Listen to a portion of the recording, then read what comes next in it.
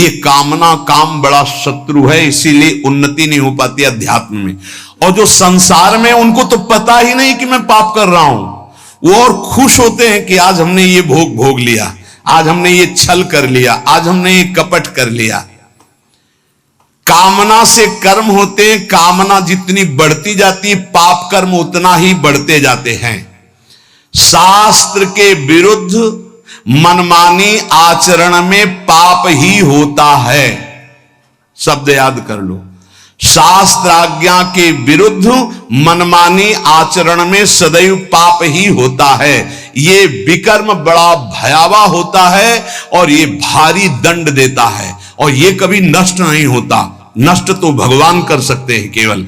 ये आकाश में छाया हुआ शत्रु समझो, जिस समय इसका समय आएगा उसी समय भयानक घटना रूप बन जाएगा, ये रोग रूप बन जाएगा, किसी की भी बुद्धि में बैठकर आपका अहित करो। बड़ा विचित्र स्वरूप है। कोई पूछ रहा था कि भाई भगवान के यहां तो बहुत नरक भोगवाएं, फिर यहां जन्म दें और कष्ट दें, ऐसा एक पाप कर्म है? अगर इस सृष्टि में, भारत में तुम एक कोई पाप कर्म तुम्हारा प्रकाशित हो जाए कि एक हिंसा की, एक व्यभिचार किया, एक छेड़ा, तो उसकी सजा देख लो जाके कानून में। बोले 20 वर्ष की जेल और 1 लाख रुपया जुर्माना। इसके बाद जुर्माना क्यों, जब उसको सजा दी जा रही है तो जुर्माना कैसे दे? उसको तो सजा दे दी। नहीं, कानून है, ऊपर से है जुर्माना। तुमने ऐसा किया, 7 साल की जेल, 50,000 जुर्माना देना पड़ेगा। ऐसे ही नरक भोग और इसके बाद पुनः तिर्यक योनियों में जन्म और उसका दंड, ये जुर्माना। खेल तमाशा समझो। लाखों पाप ऐसे हैं जो तुम्हारे प्रकाशित नहीं हुए, हमारे प्रकाशित नहीं हुए। अगर भगवान की प्राप्ति नहीं होगी तो एक एक सेकंड के कर्म का भोग भोगना पड़ेगा। ये कब तक चलता रहेगा? जब से सृष्टि रची गई आज तक चल रहा है। तो इसलिए मुझे मनुष्य शरीर से तत्वबोध या भगवत प्राप्ति अत्यंत आवश्यक है। ये काम करने के लिए हमारे कर्मों को भोगना ही पड़ता है, चाहे जहां भाग के जाओ। किसी ने प्रश्न किया था कि आपने कहा देवराज इंद्र ने अहिल्या के साथ गलत व्यवहार किया, तो आपने ये नहीं बताया उसको दंड क्या मिला। क्योंकि दंड का विषय नहीं चल रहा था, विषय चल रहा था कि भोगाकर्षण कितना प्रबल होता है कि हजारों लाखों अप्सराओं का स्वामी भी, देवराज इंद्र भी, एक मुनि की कुटिया में जाता है और वहां ऐसे गंदे भाव से गौतम ऋषि का वेश धारण कर कर अहिल्या जी का, तो उसको जानते हो क्या दंड मिला था? उसको 1000 भग हो जाए तुरंत साफ मिला था। तुझे भग से, भग माने योनि, तुझे योनि से बहुत प्यार है, तू देवराज इंद्र है, तू जो चाहे कर सकता है, तो देख मैं अभी तुझे दंड देता हूं। गौतम ऋषि ने कहा सहस्त्र भगधारी हो जा। पूरे शरीर में हजारों योनियां हो गई और हर योनि से महान दुर्गंध। अब बैठ त्रिभुवन पति बन करके चरणों में लौट गए। 1000 योनि पूरे शरीर में, योनि योनि और दुर्गंध युक्त घृणास्पद घोर नरक समझो, घोर नरक। चरणों में गिर गए, महाराज त्रुटि हो गई, आप भगवत स्वरूप ऋषि हो, आप बड़े दयालु, बहुत विनय की। तब का भोग तब तक जब तक भगवान रामावतार में नहीं आते। जब श्री राम अवतार लेंगे तो उनके दर्शन के लिए ब्रह्मादि सब देवता उपस्थित होंगे, तू भी उपस्थित होगा। तब यही भग 1000 नेत्र रूप में परिणित हो जाएंगे। ये दंड मिला था। तो जानते हो सिंहासन में बैठने से शर्म आती थी और महल में रहते थे अमरावतीपुरी में, निकलना मुश्किल था क्योंकि 1000 भग खुला उनके शरीर में बने हुए थे। कर्मणों गहनो गति, गहन है कर्म की गति, भोगना पड़ेगा। एकमात्र श्री भगवान क्षमा कर सकते हैं, दूसरा कोई नहीं। आम त्वाम सर्वपापेभ्यो मोक्षयिष्यामि मा शुचा।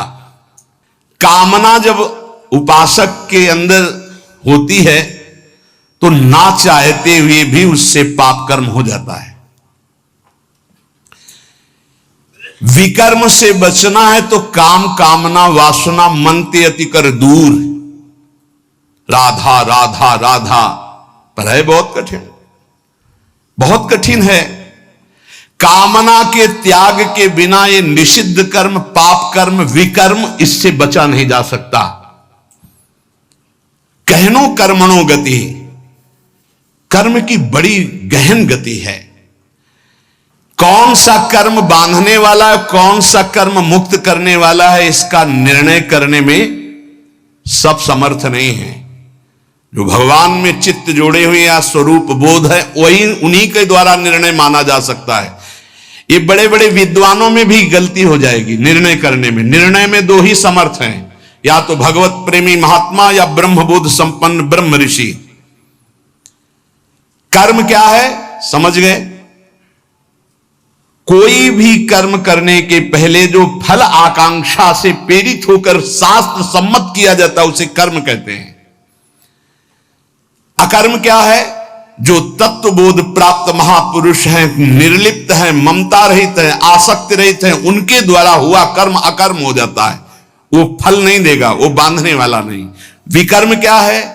जो कामना बढ़ी हुई मनमानी पापाचरण है उसे विकर्म कहते हैं, और ये बहुत भयावह है, ये दुर्गति का कारण है। इसी से नाना प्रकार के दुख भोगने पड़ते हैं। श्री भगवान कह रहे हैं जो कामना से कर्म होते हैं वो कामना अधिक बढ़ जाने पर केवल पाप होने लगते हैं। जैसे धन की कामना से कर्म शुरू होते हैं, फिर धन की जब ज्यादा इच्छा हो जाती तो बेईमानी, चोरी, हिंसा, छल कपट, इसके करने में कोई भय नहीं रह जाता। अकर्म हमारे कर्म हो जाए ये बहुत जरूरी है। अकर्म तो उसके दो ही उपाय हैं, या तो निर्लिप्त, फलासक्ति रहित, ममता रहित, ये तो स्वरूप बोध महापुरुष में होता है। तो एक सरल उपाय है, अपने शास्त्र सम्मत कर्तव्य कर्मों को फलेच्छा का त्याग करके श्री भगवान को समर्पित कर दो। राधा राधा जपो नहीं, बहुत यहां जो भी करोगे उसका दंड मिलेगा। महाप्रभु हरिवंश चंद्र जी कहते हैं जैसी हरिवंश नरक गति दुर्भर, यम द्वारे कटियत नक छीके। छीक दिया उसका भी है, कहां छीका, किस जगह अंगुली उठाई, किस लिए? एक एक चेष्टा का तुम्हारे कहने से थोड़ी होगा। अरे कहीं कुछ नहीं, ये बावरे लोग हैं, इनको क्या पता है। जब दंड मिलते हैं तब इनको समझ में नहीं आता कहां से मिल रहा है दंड। अजर अमर हो, अविनाशी हो, शरीर को लेकर के देहाभिमान से बात कर रहे हो, कोई भगवान नहीं, कोई नहीं। तुम्हारे आंख मूंदने से हो जाएगा क्या? इस अपराध का दंड है।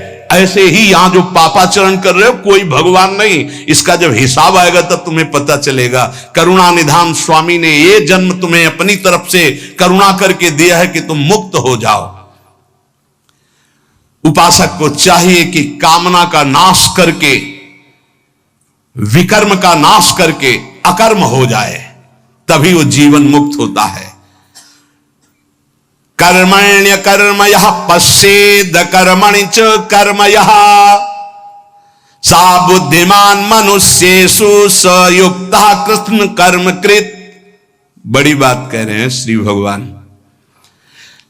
कर्मण्य कर्मयः पश्येद कर्मणि च कर्मयः, जो मनुष्य कर्म में अकर्म देखता है स्थिति, और जो अकर्म में कर्म देखता है, वो मनुष्यों में सर्वश्रेष्ठ बुद्धिमान है, वो योगी है, वो ज्ञानी है, वो संपूर्ण कर्मों को करने वाला होते हुए भी कृतकृत्य जीवन मुक्त है। ये स्थिति है। कर्मण्य अकर्म यह पश्चेत, कर्म करते हुए भी अकर्म स्थिति, कर्म करते हुए भी निर्लिप्त रहना। निर्लिप्तता एक बहुत बड़ी सिद्धि है। यहां जो भी कर्म होता है लिप्त होकर होता है। मानो आधी आपकी परिक्रमा हुई, चलो अब बैठ करके पद गाते हो गए। नहीं नहीं, थोड़ा ही तो रह गया, पूरी हो जानी चाहिए। क्यों, कौन सा फल चाहिए, कौन सा फल चाहिए? नहीं, पूरी होने पर ही सिद्धि होती, फल प्राप्त होती। फल आगे रख लिया ना, लिप्त हो गए, लिप्त हो गए। ये इसी तरह सब शुभ से शुभ, बड़े से बड़े कर्म में निर्लिप्तता का मतलब है पूर्ण होना, ना होना, लाभ होना या हानि हो जाना। जय या पराजय, सुख या दुख, सुख दुखे समय कृत्वा लाभा लाभो जया जयो, ये निर्लिप्त स्थिति है। पूर्णता पूर्णता से मतलब कोई संकल्प नहीं, स्वाभाविक सहज ही। आगे इस श्लोक में इसका भी भगवान वर्णन करते हैं। पूरा हुआ कर्म या नहीं पूरा हुआ, फल अनुकूल आया या प्रतिकूल आया, आया या नहीं आया, इससे किसी से मतलब नहीं। निर्लिप्त शास्त्र सम्मत केवल कर्म बिना किसी संकल्प इच्छा के हो रहा है। यंत्रवत अमुक कर्म मैं करता हूं, इस कर्म का फल ये होता है, ऐसा लक्ष्य रख करके जो भी कर्म किया जाता है वो उसे बांधता है। ध्यान दीजिए, यहां भगवान बहुत सावधानी की बात कर रहे हैं। अमुक कर्म मैं करता हूं, इस कर्म का ये फल है, ऐसी भावना रखकर जो भी कर्म किया जाता है बड़े से बड़ा, वो उसे बांधता है ना कि मुक्त करता है। प्रत्येक कर्म का आरंभ और अंत होता है, शुरू और विश्राम होता है, इसलिए उसका फल आरंभ और अंत वाला होता है। परंतु हमारी जो दुख निवृत्ति होगी वो नित्य पद में होगी, जो निरंतर है, आनंदमय है, सच्चिदानंदमय है, वो अंत आदि वाला नहीं है। क्रियाएं सब आदि अंत वाली हैं, परिवर्तनशील हैं, उनके फल परिवर्तनशील है। पर जीव फल की इच्छा रख करके ही हर कार्य करता है। अंदर की बात है, बिना फल की इच्छा किए तुम कोई कार्य नहीं करोगे। आज ऐसा करते हैं, पहले फल आएगा उसका, इसका फल क्या होगा, ये चलो ऐसा करते हैं। इसलिए भगवान कहते हैं कर्मण्य कर्म यह पश्चेत, जो कर्म करते हुए अकर्म कर दे, उसको फल देने लायक न रखे, तभी जीवन मुक्त होगा। क्या कर्म होगा, निर्लिप्त, अनासक्त, फल की इच्छा रहित। हो रहा है, हो गया तो जय जय, नहीं हुआ तो जय जय, हमें कोई फल थोड़ी चाहिए था। स्वाभाविक एकदम, कितनी अखंड प्रसन्नता, परम विश्राम। लेकिन ये बात जब तक स्व का बोध नहीं है तब तक नहीं होगा। वो बहुत परेशान हो जाएगा, चिंतित हो जाएगा। फल की इच्छा ना रखने से नया राग उत्पन्न नहीं होता, नया राग उत्पन्न ना होने से वो बंधन मुक्त हो जाता है। ये कैसे समझ में आएगा, बहुत कठिन है ये समझ में आना। साधक सर्वथा वीतराग तभी होगा जब उसका नया राग उत्पन्न ना हो। वीतराग महापुरुष के सारे कर्म अकर्म हो जाते हैं। जीव का जन्म, जीव का मरण, जीव को भोग प्राप्ति कर्मों के अनुबंध से होता है, इसी कर्मों के बंधन से। जैसे किसी परिवार में बालक हुआ तो उसमें केवल बालक का ही कर्म नहीं है, पूरे परिवार का साथ में जुड़ा हुआ कर्म है। कोई उसकी मां बना, कोई पिता बना, कोई भाई बना, कोई मित्र बना, कोई पड़ोसी शत्रु पक्ष का भी है जिसकी जलन हुई कि लड़का हुआ है। ऋणानुबंध, उनमें सैकड़ों हजारों लाखों के कर्म बंधन उस बालक से जुड़े हुए हैं। किसी का वो ऋण चुकाने आया है और किसी से ऋण वसूल करने आया है, किसी का सुख भोगा तो सुख देने आया है और किसी का बदला लेने आया है। सैकड़ों अनुबंध हैं उसके, एक बार जन्म में सैकड़ों कर्मों के अनुबंध हैं। अनेक जन्मों में अनेक लोगों से किया हुआ कर्म उसको भोगना होता है। ये लेन देन का, दुख सुख का, जन्म मरण का व्यापार बहुत समय से चलता आ रहा है, इसको बंद करने का अवसर आ गया है। जन्म मरण से छुटकारा मिलने के लिए हमको ये मानव देव सत्संग मिला है। इसको बंद करने का उपाय है आगे के लिए कर्जा लेना नहीं, और जिनको कर्जा दे दिए हैं उनका माफ कर दें या वापस ले ले, दुकान बंद करे चले।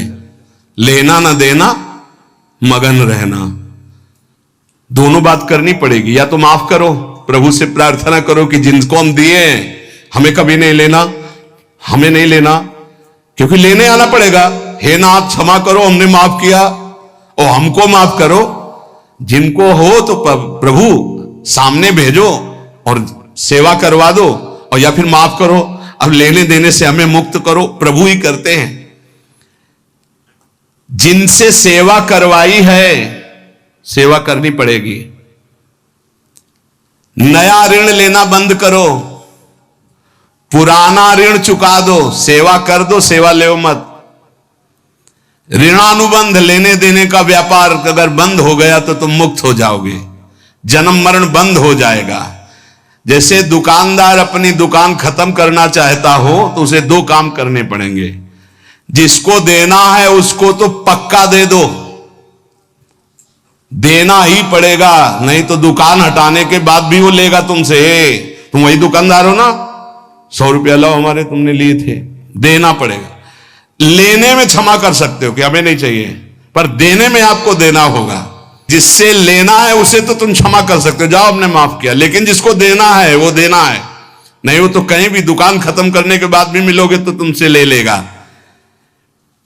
अगर ये लेना और देना दोनों मिटा पाए इस जन्म में, तभी तो। जैसे कोई गाली दी तो हिसाब है भाई, हिसाब है। अब वो हृदय में पीड़ा हुई ना तो हमने पहुंचाई होगी पीड़ा। राधा राधा राधा, किसी ने धक्का मारा, किसी ने कटु व्यवहार किया, अपमान किया, भगवान हमारे किसी अपराध का मार्जन कर रहे हैं, इसीलिए भक्त सहता है। अपने लिए अब किसी से कोई ऋण ना ले, सेवा किसी भी तरह का कुछ भी ऋण, ये ध्यान रखो। यहां से जाना है, हमें यहां से जाना है। शरीर से प्रेम ना अपने करो ना किसी और के करो, ये छूटने वाला है, जाने वाला है। कब जाएगा अब इसका पता नहीं, शाम के जाएगा कि कल सुबह जाएगा कि दोपहर जाएगा, 10 वर्ष में जाएगा कि 5 वर्ष, जाना है। जब हमें जाना है इस देश से तो फैलावा काहे को फैलाओ, समेट के अटैची बिल्कुल तैयार। मरने से सब जग डरा मेरो मन आनंद, कब मरी हो कब भेटी हो पूरन परमानंद। समझ में आ रहा है?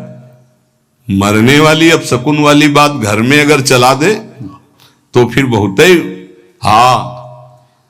ये आखिरी मृत्यु होनी चाहिए। पर घर परिवार में बातें अब शकुन मानी जाती हैं, मरने की बात नहीं। नहीं क्यों? क्योंकि फिर पापाचरण में रति नहीं होगी अगर मरना दिमाग में रहेगा। नारायण स्वामी ने कहा 2 बात दिमाग में रख लो, एक नारायण को, दूसरी मृत्यु को। क्योंकि जाना है यहां से तो गंदी कमाई काहे को करो, अच्छी कमाई भगवान नाम, दूसरों को सुख प्रदान करना। संसार से जो तुमने ऋण लिया है, अब हम किस किस को जाने किस किस जन्म से क्या लिया है। तो सरकार कह रहे हैं अहम त्वाम सर्व पापेभ्यो मोक्षयिष्यामि मा शुचा। श्री कृष्ण की शरण में हो जाओ, वो लेना देना दोनों का हिसाब कर देंगे। मालिक, नौकर का ऋण मालिक चुकाता है, सेवक का बंधन मालिक मुक्त करता है। कोई भी गड़बड़ी हो जाए तो आगे मालिक को आना पड़ेगा। अगर सही ईमानदार मालिक है तो छाती आगे लगे, नहीं मुझे मार लो, इसको छोड़ दो, जो भी कहो वो मैं दंड स्वीकार कर, इसको छोड़ दो। तुरंत विभीषण पाछे मेला, सन्मुख राम सहयो सोई सेला। ये हमारे स्वामी का स्वभाव है। सेवा भजन जप ध्यान समाधि, अगर ये अपने लिए है तो बंधन बहुत जोर का भी रहेगा समाधि तक, और अगर ये जगत मंगल के लिए है तो लेना देना खत्म हो जाएगा इसी से। ये भी अपने लिए नहीं है। अब आप ये भी समझ लीजिए, कह रहे सेवा भजन जप ध्यान समाधि ये जगत जगदीश स्वरूप है, इनके लिए है। जो भजन कर रहा हूं, सर्वे भवंतु सुखिना सर्वे संतु निरामया, अगर इसका सुख मेरे लिए है तो फिर आओ यहां। अगर ये भगवान को समर्पित है, बहुत समझना है, बहुत समझना है। ये महापुरुषों के वचन हैं। कैसे आओगे? देवराज इंद्र, बड़े बड़े देवता, बड़ी बड़ी पदवियां, बड़े बड़े वैभव, ये सब साधन भजन करने वाले को तो मिले। मानो जो इसी देश के बड़े बड़े पदों में है, सब पुण्यात्मा है, इनका तप हुआ है। अब जो किया जाएगा वो आगे की फसल है, लेकिन पीछे की बहुत जोरदार फसल है। अगर मुक्त होना चाहते हो तो भजन भी अपने लिए नहीं है। तो दीहम वस्तु गोविंदम तो भ्रमेयो, लेना न देना मगन रहना, जीवन मुक्त हो गया। अब आपको लगेगा, जानते हो कैसे बात करते हैं महाराज, आज से एक माला आपके लिए कि आपका रोग ठीक हो जाए, और 10 हमारी, एक माला सिर्फ आपको देंगे। इष्ट और गुरु को एक माला, 10 माला मेरी नहीं भैया, मेरा अस्तित्व नहीं, अब जो कुछ हो रहा है वो सब आपके लिए है। आप जीवन मुक्त हो गए। ये बड़ा सूक्ष्म विषय है, बड़ा सूक्ष्म विषय। जीवन मुक्त होने के लिए आना न जाना, सेवा भजन जप ध्यान समाधि, ये केवल संसार के हित के लिए है। माला के घुमाए, इतना कष्ट सहकर माला घुमा रहे हो, करे दूसरों के मंगल के लिए है। यही है लेना न देना मगन रहना, इसी से सब कर्जा मिट जाएंगे। भजन करने से सबके कर्जे निपट जाएंगे, जन्म जन्मांतर के जो हैं। नहीं कहां तक देंगे हम, कोई पीट रहा है, किसी को पीट रहे, सब हिसाब किताब हो रहे, कभी गर्भई में नष्ट हो गए, कभी जवानी में, कभी ये, कितना प्रपंच है। जब तक किसी के भी साथ संबंध रहेगा तो इस प्रकृति में आना पड़ेगा। एक और ऊंची बात है कि अब मैं भजन करता नहीं, मेरा राम भजन करते हैं। ये अब मतलब संतों की बात को कोई समझ पाए बड़ा कठिन होता है। लेकिन तुम ना ले आना ये बात अभी से कि हाँ हम तो भजन नहीं करते, श्री जी हमारा भजन करते हैं। वो बहुत ऊंची स्थिति की बात, जीवन मुक्त महापुरुषों की बात। भला ये बात पचेगी कि आज से जितने माला करेंगे, पाठ करेंगे, भजन करेंगे, वो सब अड़ोस पड़ोस में बट जाएगा, तुम्हारे लिए नहीं रहेगा। हम क्यों जाए फिर बाणी पाठ में, हम क्यों माला चलाएं, इतनी परेशानी होकर माला चला तो मेरे लिए लइए। इसका मतलब समझते हो, इसका गूढ़ मतलब है। एक माला जपा और कह दिया कि सबका मंगल हो, तो सबके मंगल का जो फल है वो आपको भगवत प्राप्ति करा दिया। समझ रहे हो, ये आंतरिक रहस्य है संतों का। 1 रुपया फेंको और 1 अरब रुपया एक साथ फायदा ले लो। फायदा हुआ कि नहीं हुआ? अगर 1 रुपये में 1 अरब, तो भारत में तो जनसंख्या कितनी है? 140 करोड़ है। ये तो केवल मनुष्यों की हुई। और दीमक की कितनी जनसंख्या है? पशु पक्षियों की, चींटी की, कितने जीव हैं? सर्वे भवन्तु सुखिनः। भजन किया, साधना हुई, सर्वे भवन्तु सुखिनः, तो सबका कृपा प्रसाद मिला और वो भगवान को प्राप्त हो गया। समझ रहे हो, भगवत प्राप्ति, सबका कृपा प्रसाद मिला। भूल चूक से लेन देन जिसके साथ हो चराचर जगत में, सबका खत्म। क्योंकि भगवान नाम जप करके सर्वे भवन्तु सुखिना, हम अपना भजन सबको देते हैं। तो उससे क्या हुआ? सबके हृदय में बैठे हुए मेरे आराध्य देव राधा वल्लभ लाल जी मुस्कुरा दिए, हमारा काम हो गया।